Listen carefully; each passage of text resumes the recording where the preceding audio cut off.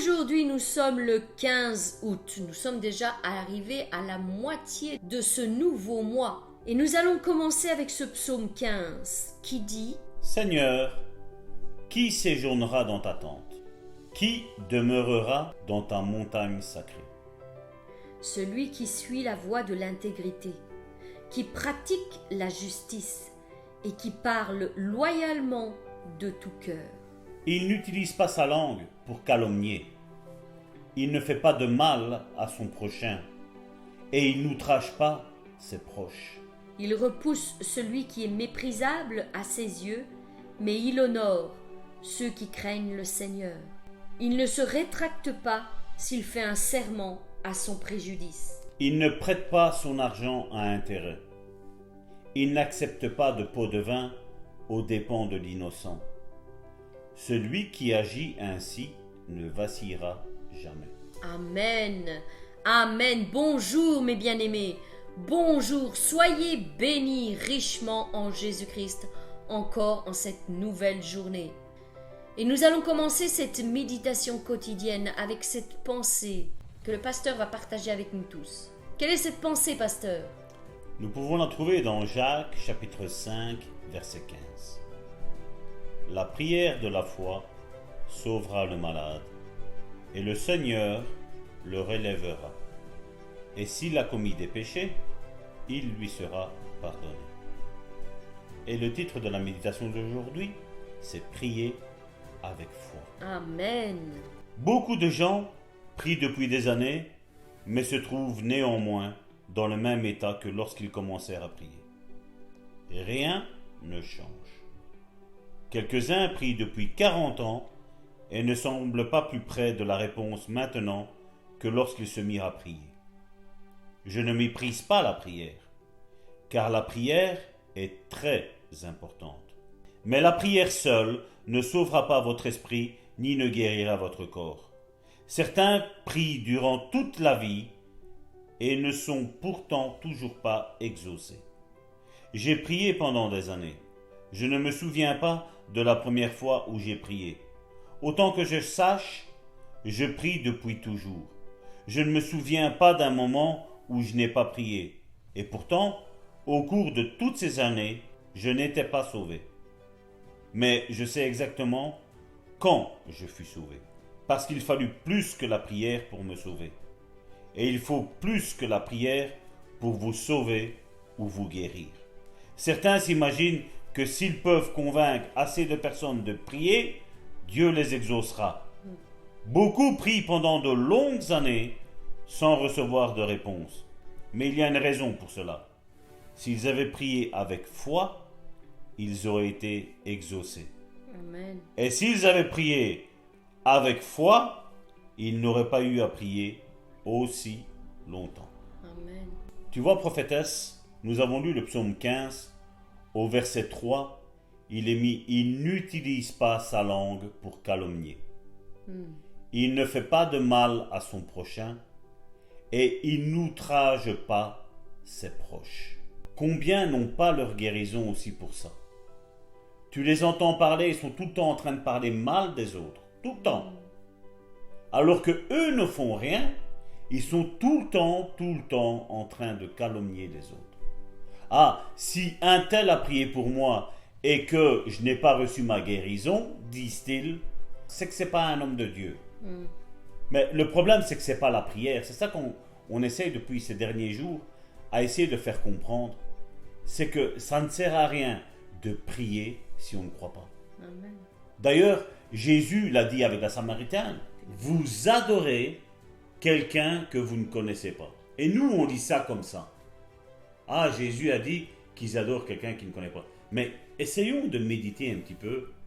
Comment peut-on adorer quelqu'un qu'on ne connaît pas? C'est comme certaines personnes qui sont en train d'adorer des statues. Et alors les évangéliques disent un exemple de ces personnes-là. Ah, mais vous adorez des statues. Ben, peut-être que l'évangélique, lui, est en train d'adorer Jésus alors qu'il ne le connaît pas. Peut-être qu'ils sont en train de dire, oui, je crois que Dieu guérit, mais Dieu m'a donné cette maladie pour m'enseigner quelque chose comme on disait hier. Non, Dieu n'utilisera pas les armes du diable pour t'enseigner quelque chose. Dieu est capable de parler à ton esprit et de te faire comprendre ce qu'il veut de toi. C'est bizarre que, comme on disait, et le psaume le commençait comme ça, tu l'as lu, au verset 2 de ce psaume 15, il disait « Celui qui suit la voie de l'intégrité, qui pratique la justice et qui parle loyalement de tout cœur. » Comme on l'a lu, comme on l'a dit ces dernières semaines, pas de ces personnes qui sont doubles, qui sont hypocrites. Je crois que Dieu peut me guérir, mais voilà qu'est-ce que je dois faire. Je dois prendre telle médecine. Je dois prendre telle mixture. Je dois faire ci. Je dois faire là. Où voyons-nous ça dans la Bible? Nulle part. Nulle part nous voyons que Dieu a demandé de faire quelque chose de bizarre comme aujourd'hui des gens sont en train de faire. Aujourd'hui, on a envie, comme on l'a toujours dit, d'un Dieu bon contact. Donc un Dieu où tu vas vers ce distributeur de billets, tu mets ta carte, tu fais ton code, tu demandes l'argent que tu as besoin, et tu l'as, et voilà. Merci, au revoir. Dieu cherche une personne qui marche dans l'intégrité, qui pratique la justice, qui parle loyalement de tout son cœur, qui n'utilise pas sa langue pour calomnier, il ne fait pas de mal à son prochain, et il n'outrage pas ses proches. Amen. Ça, c'est quelqu'un d'intègre. Comme certains vont chercher des prédicateurs qu'ils haïssent pour épier ce qu'ils disent ou ce qu'ils ne disent pas. Qu'est-ce que ça va changer dans ta vie? Qu'est-ce que ça va changer?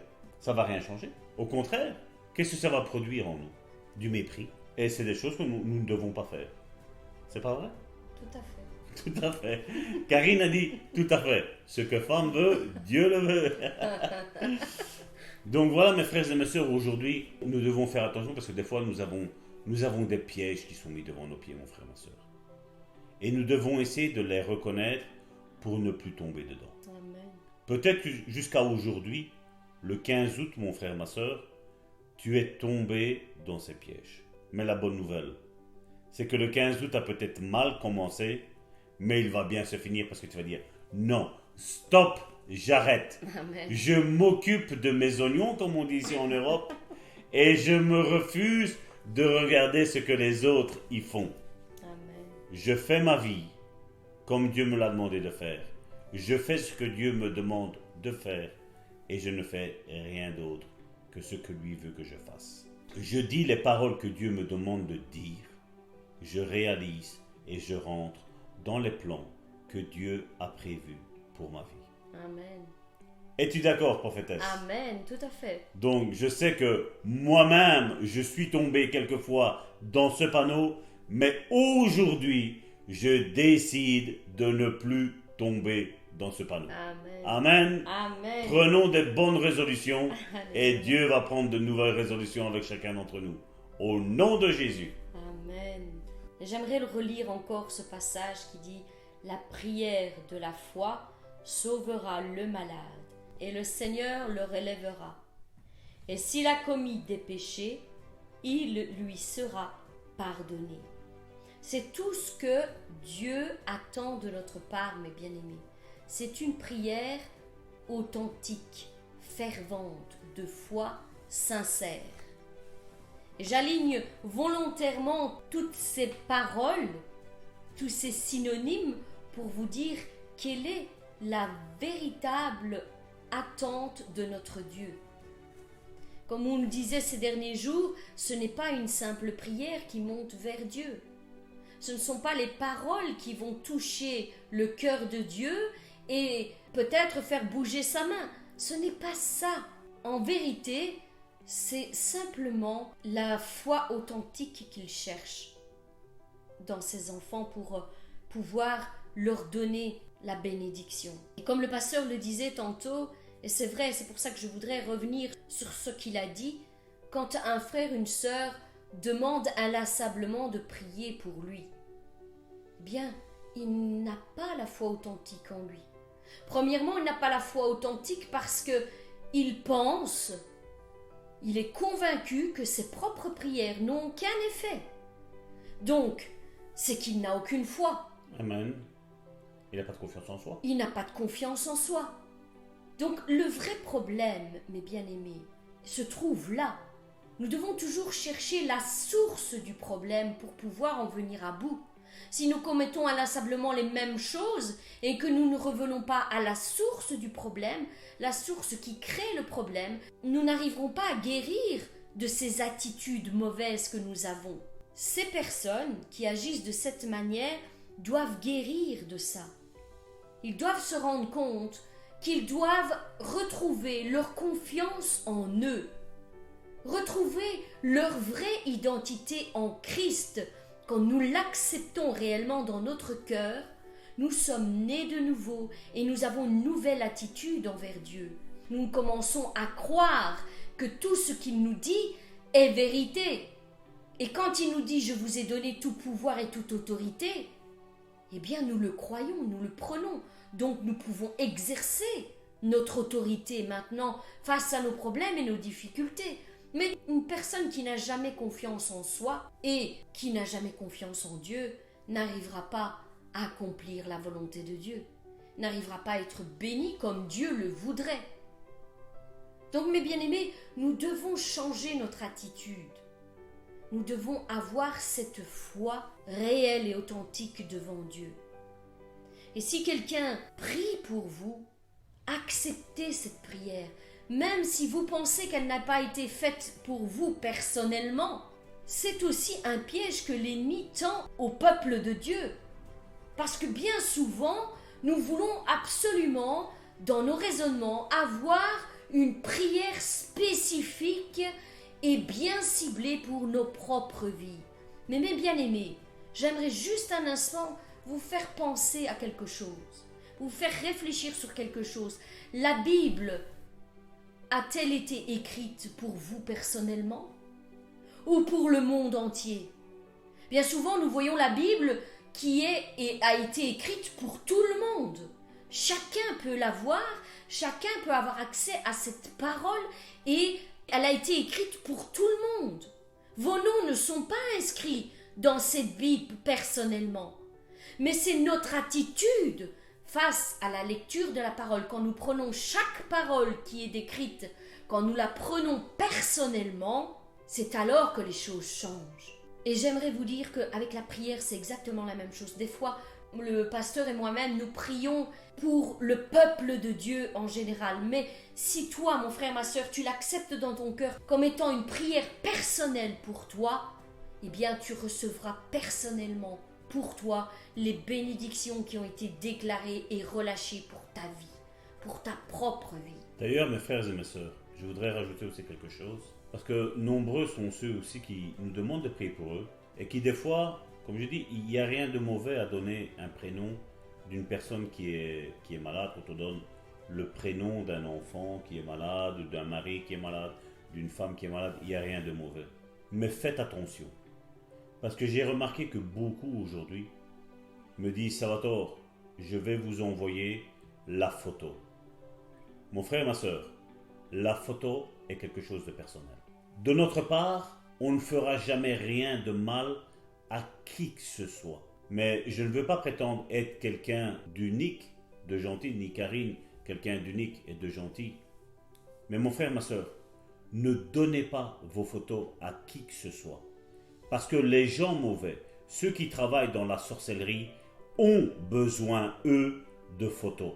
Et il ne faut pas les donner. Une chose, comme je dis, vous mettez vos photos sur Facebook, sur Instagram, et que eux vont les prendre, ils ne savent rien faire. Mais à partir du moment où c'est vous qui les donnez personnellement à une personne, il a une autorité sur votre vie. Et ça, vous ne devez pas le faire, mon frère, ma soeur. Parce que vous ne savez pas et vous ne connaissez pas. Aujourd'hui, tout le monde est gentil, tout le monde il est beau, mais il y a beaucoup de gens qui travaillent dans les ténèbres. Et vous devez faire attention. Comme je dis, vous pouvez donner le prénom de cette personne-là, mais ne donnez pas vos photos. Ceux qui travaillent avec les photos, qui ont besoin de votre photo ou d'une photo, mon frère, ma soeur, sont des agents des ténèbres. Nous ne travaillons pas avec des photos. Nous voyons Jésus quand le centurion romain est arrivé auprès de lui et qu'il a dit, voilà, j'ai un serviteur à la maison qui n'est pas bien. Vous croyez qu'il a donné une photo? Non. Jésus, il n'a même pas prié. Il a dit, va, ton serviteur est guéri. Et c'est comme ça que ça s'est passé, mon frère, ma soeur. Donc, faisons attention, mon frère, ma soeur, de ne pas mélanger les choses des ténèbres avec les choses de la lumière. Elles sont séparées. Il y a un abysse entre l'un et entre l'autre. Comme nous le disions, ou tu marches dans l'intégrité, ou tu marches dans le péché. Non, il n'y a pas de milieu, il n'y a pas de gris. Ou c'est blanc, ou c'est noir, mon frère, ma soeur. Ou c'est le jour, ou c'est les ténèbres. Donc, mes frères et mes sœurs, c'est un avertissement que je vous donne.